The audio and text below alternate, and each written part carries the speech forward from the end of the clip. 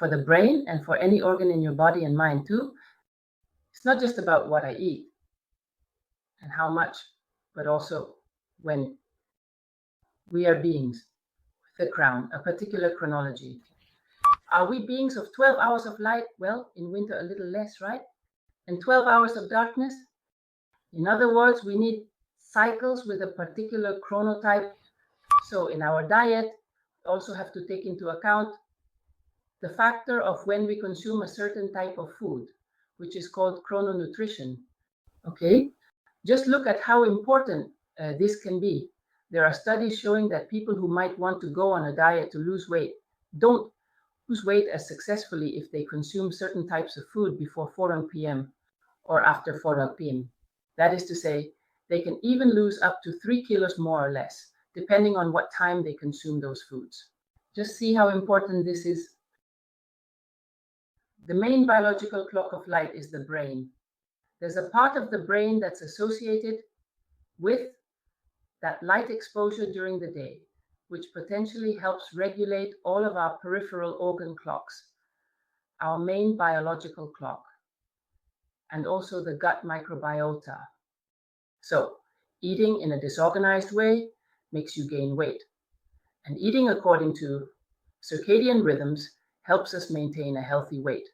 So, taking chrononutrition into account, well, another essential aspect is that the gut microbiota is also a great ally for our sleep.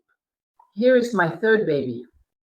As I say, if your gut is in bad shape, insomnia is guaranteed. In other words, gut microbiota, among other things, is the biggest producer of melatonin. Melatonin, which you know is the hormone that induces sleep, of course.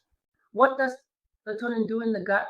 Well, it also regulates the bacteria in the gut because, of course, the gut is blind, it's dark, it's not influenced by light, but it does help regulate the gut bacteria. Some are regulated in 24-hour cycles and others in 48-hour cycles. So when there are imbalances in the gut microbiota, it also contributes to sleep disorders.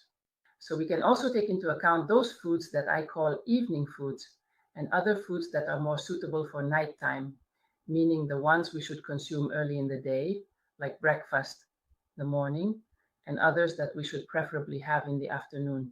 And well, it's not just about what we eat and when, but if you don't sleep enough, that's also a message aimed at teenagers and young people. If you sleep little, you grow less. Why? Because growth hormone is mainly produced at night, the middle of the night. So if you prevent yourself from sleeping properly, the recommended number of hours for a teenager is usually about 8 or 9 hours. And for a child, it's obviously 9 to 10. If you stop yourself from sleeping because you're on your tablet, on your phone, etc., these are lights that stimulate the brain and make it hard to fall asleep. So you might also have more sleep disorders, but also more metabolic disorders. In fact, some studies have shown that in the adolescent population, sleeping an hour and a half less per night increases the risk of obesity, among other things, because appetite and satiety hormones are also regulated during sleep. And on the other hand, everything related to the feeling of fullness and glucose metabolism. Here you have some little drawings of some foods, let's say of the evening type.